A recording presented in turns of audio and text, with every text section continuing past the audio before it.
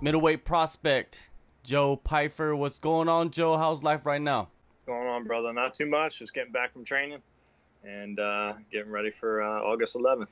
Bodybagz, man. That's like one of the best names ever for a fighter. 85% finishing rate, so it fits. I gotta say, man, it's one of the most impressive highlight reels going into a Contender series. Do you feel like that highlight reel is like one of the reasons they decided to pick you? I don't really know, man. I got to give a lot of credit to my buddy Chandler from high school who made the highlight. He always puts a nice spice on it. I don't really think it has to do with the highlight, man. I think it has to do with the fights themselves.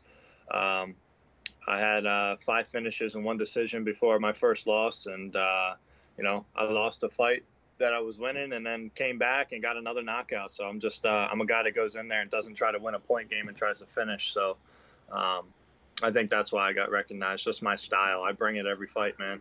All right. So before we go through your catalog, with the world shutting down, for the first half of this year, what have you been doing? What has your schedule been like?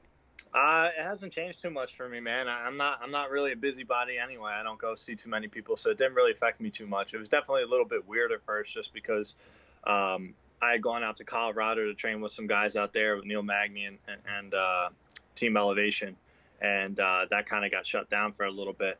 And by the time I wanted to go out there, I was already in my camp up here, so it's just we'll stay here close to home and not risk the travel and just limit the people that were around. So I get up every morning at 5 a.m. and train at 6 a.m. So training for me is the same. My buddy's back from wrestling in college, and I've had a lot of good sessions, man. So not too much has changed for me, and just staying to myself and staying in my lane, training, getting ready to fight.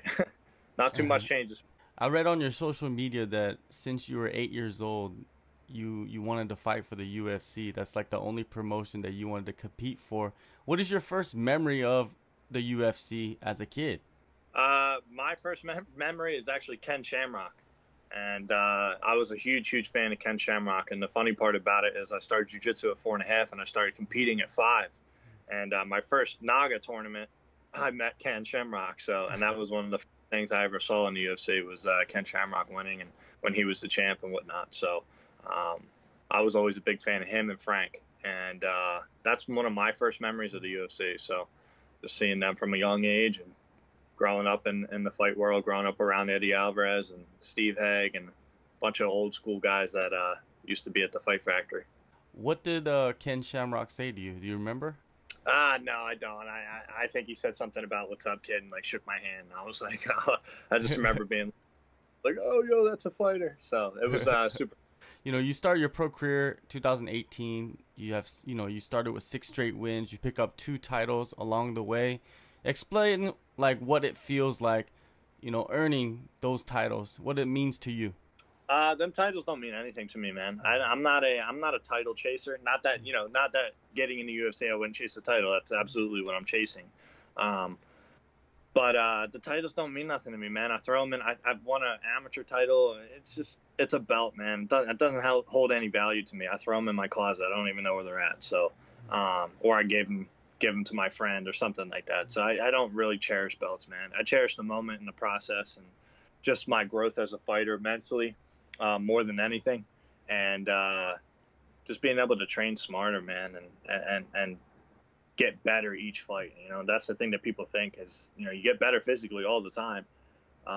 But just the mental preparation is the biggest thing for me. So that's something I really cherish in going through fights. I feel like a lot of my fights were super fast, and I didn't get to really find my mental thoughts through the fight, and then the last fight I got to get there a little bit, and I feel like this fight's going to be that elevation fight where I just get a grin on my face and start going to town, man. I feel like I'm just going to be there mentally and ready to go.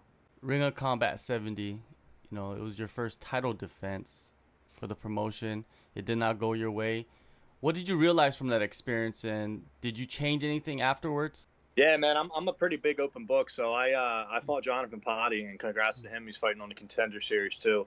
And he was a game opponent, man. But I was winning every second of the fight, and I gassed myself out, and I just wasn't ready to fight that night. I had a lot of I don't want to say unfortunate, but I had a lot of things that weren't correct in mental preparation. Physically, I was there, but mentally, the body follows. So I just wasn't ready to fight, man. I had a lot of personal things going on in my emotional life, I guess I should say. Not related to a girlfriend, but I got one of my close friends suicide. And, I'm 23 years old, man. At that time, I think I was 22. I was struggling with how to handle all those emotions. So it's just, it was a new experience for me. And not having the option, me, I'm still going to show up and fight no matter what. I wasn't physically unable to fight, and I showed up and I wasn't ready for it, man. And it helped me realize the things that I needed to work on weren't so much my technique or, you always can practice technique, but it was just mental preparation was the biggest thing. You got to be there mentally. It doesn't matter how in shape you are. You could have an 8-pack, 12-pack, biggest muscles in there, man. But it's just about your mental status. If you're not ready to fight, you don't belong in that cage. After that loss, you come back February of this year and you get a big knockout win over Chase Gamble. You mentioned the mental process. Like what clicked for that fight? Just the humility of having everything going for me and losing to a guy that I was absolutely dominating. And I took a bad shot and kind of slipped from being fatigued, and he stuck me. Props to him. He stuck through to the end and got the win. And I beat myself because I didn't show up. I wasn't ready to fight. And one thing I learned after that was I'm going to take my time. I'm not going to take fights that I'm not prepared for and that I'm not ready for. So what I changed is I put myself in an uncomfortable situation. I usually do well in uncomfortable situations. So I took myself out to, with my management's help, I took myself out to Elevation and stayed out there for a week and a half and got to train with Neil Magny and be a part of a team that was a team. And that's a problem where I'm at, is that I train in a jiu-jitsu school, and I love my coach Rick Miglioris and everything, but I need to be around other top guys. So, and there's a lot of top guys out of Philly. Don't get me wrong. I cross train a lot. Like I train with Corey Anderson, and that's why it's been really helpful. Is that's been one of my main sparring partners for this fight coming up, and we do really well for each other. We make each other better. That's for sure. And I've gotten some encouraging words from a guy that's, a top 10 in the UFC at 205. So, it just changed up who I was training with, man. I started training with killers. Not that I wasn't before, but I needed more. I needed to be out of my element, my comfort zone. And I put myself out there and went out to Colorado, and I felt it was a great learning experience, looking at different coaches, perspectives and their training methods and their drilling, how their classes are run. And I loved it. Those guys were awesome. So splitting your time, between your home gym and Colorado, is that something that you look forward to in the future once the world gets back to normal?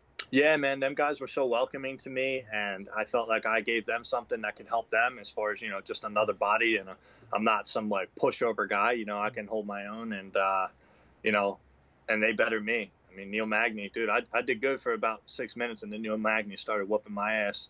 Not that he didn't whoop my ass every round, but, he was whooping my ass with volume. That dude's cardio is through the roof, and he was super, super nice guy, man. And they were all super well receiving. Curtis Blades has always been super nice to me, and, Austin Hubbard and all them, they were so welcoming. So, yeah, I definitely look forward to it in the future because I feel it's going to be the best move for me. I think clearly like guys like Kamaru Usman and Justin Gaethje that are out there, you know what I mean? They're solid teams, man. So, I'd be foolish not to take the opportunity to go out there and work with these guys and, help myself get better as well as help their team. The date, it was moved from June 30th to August 11th. Was that a blessing for you, or was it just something that you didn't really worry about? Hands down, a blessing for me. I felt relieved that I got pushed back. I felt like I was rushing to get, ready and, pushing, like I said, because the only thing that's been weird with the quarantine is gyms shut down and certain people, you can't post anything. And then with all the, with the Black Lives Matter movement, like you couldn't go into Philly, if you saw all the protesting and whatnot. So it was like I couldn't go up to train in there and train at my gym because it's in Philly, and everything's boarded up and whatnot because of the vandalism, and just put me in a tough spot, man. So I was happy that once it got pushed back, I was like, all right, I can relax a little bit and I can take my time getting to my peak and really getting in shape for this fight. So it was a blessing for me, man. And what's meant to be is meant to be, bro. I don't want to say I'm the man that's going to be the champ of the world yet, but I'm meant to win, man. I'm meant to win. And I think I'm meant to win. I think I'm meant to go out there and and dominate this guy from bell to bell. I just, I believe I have that special star power, and I'll get my chance to prove it. Yeah, you do, man. Because I watched some of your fights, and man, the crowd is they go crazy, man, when you fight. So you just think of that as at a larger scale. It's pretty insane to have that opportunity eventually. Yeah, man, it's cool. It's a cool thing when you dream something. Like I said, I never thought of one championship. I never thought of any other fight promotion, and it's pretty cool. You know, I'm 23 years old. I'll be 24 in September, and dude, through all the hardships in my life, and you know, and I'm sure a lot of people can relate to this, is I never left MMA, I never left wrestling, I never left jiu-jitsu. I just kept training and training and training, and I keep getting better and better, man. I want to be one of the best in the world at one point, and I think I have that. I think I have the nickname for it. I think I have the fight style for it, and I have the power. I possess power in both hands, and that's something that's going to play into my favor. And I think I'm on the bigger end of middleweights. You know what I mean? So I'm 6'2", walk around at like 210, 215. It's good. You know, I'm not the smallest guy in the division. You know what I mean? And I'm sure as I mature and I get bigger, we'll see what happens with you know, moving up a weight class and whatnot. But we'll see. I'm still feeling out everything that's comfortable for me, and this is going to be one of my bigger weight cuts for me this time. So Dustin Stoltzfus is your opponent on August 11th. What is your breakdown of him? I don't have a breakdown, bro. I looked at him. You know, he's a tough guy, and that's all I really got to know. He's a tough guy. They're all going to be tough guys, and there's going to be no gimme fights. You know what I mean? Like, this is a level that you step up in competition. He's 12-1. You know, he's got 5 submissions, 6 decisions, and 1 TKO KO. So I think that's what I know about him. And other than that, I don't know anything about him. I know he's 5'11", and he comes to bang, bro. And he can crack a melon, he can punch, and but so can I. So it's going to be good. We're going to test some waters and find out, you know, who wants this contract. That's it. You know, all the respect in the world to the guy, and but it's not his time. You mentioned earlier it was hard for you to get into Philly to train. Where have been the locations that you've been training for this upcoming fight? Well, I've been training at my gym currently for quite a while now, but initially just for a 2-week period, 3-week period, I wasn't allowed to be there, and if I was there, I wasn't allowed to post anything. Still currently not allowed to really say too much, but you know what I mean? I'm a professional athlete, and I got to train at my gym, so it's that's where I've been going. I've been going up to Fishtown, Philly a lot, and I've been going up to Nick Catone's to work with Corey Anderson, and then I've been going to another gym that's located, I'm not going to mention, in between to get work with him during the week as well. So, but yeah, I've been staying consistent. I've been traveling. I've been putting miles on the car, bro. Got to drive to go get it. You know? Something that I like too. I gotta go drive. You know, and same thing with Corey. I go up there and I work with Corey, and Corey will come down the next week and work with me. So it's a good friendship. It's a good partnership, and you know, we get after it. Yeah, phenomenal, man. Corey Anderson, one of the best in the world, man. Getting working with him is just probably soaking it up like a sponge, right? Yeah, man. It's you know, he shares his tips with me and everything, but you know, I've grown on my own, and you know, he's helped me mentally, and he's a guy that's just, you know, been super cool with me, and I got invited to go up there, and that was last year, and I got dropped with a body shot. I trained with Carl Roberson too from time to time, and he's the dude that dropped me with a body shot. You know, I came back week after week after week, and they saw that I was a guy that was in there, and I was giving them work. You know what I mean? I could take them down. I can control them. I can stand with them on the feet, and you know, vice versa. You know, sometimes I have a good sparring session. Other times they have a good sparring session. But that's the work that we need. You know, it shouldn't be a one-sided sparring match. And you know, I don't get better from that, and they don't get better from that. You know. And so the fact that we can push each other, man, it's awesome. It's amazing. It's great. And we're within driving distance of each other, so we make it happen. How do you see your contract-winning performance playing out? I don't know, man. I personally, I believe I have knockout power. So every fight, I believe I'm going to get a knockout. I just think with my intentions and the way that I throw, I think, especially with how my mental health has been, man, I just feel like I'm going to get in there, and I'm going to be able to really just frustrate Dustin and be able to put him away. So we'll see. I don't really care how I win, man. I'm going to go out there and win. That's it, you know. And if I find that knockout, I find that knockout. But I'm going to take what comes, and I'm going to finish the fight. If I get an opportunity to finish it, I'm gonna finish it. So I'm excited, man. This is a tough fight for me. This is a great fight for him. Tough fight for him. you know, and this is our chance to get that contract. But I believe I want it more, and I don't think anybody I fight is outworking me. So we'll see how the chips unfold. You know what I mean? That's why we got to fight. Yeah. That's what it's all about. Now, one last thing before I let you go. In this sport, there's so many different types of individuals, and usually they fall into two categories. There's the martial artist, and then there's the prize fighter. Where do you feel like you fit in? I would like to say I'm a martial artist, man, and but you know, I'm not the most the most well-rounded, like, skilled guy. I'm not gifted with skill.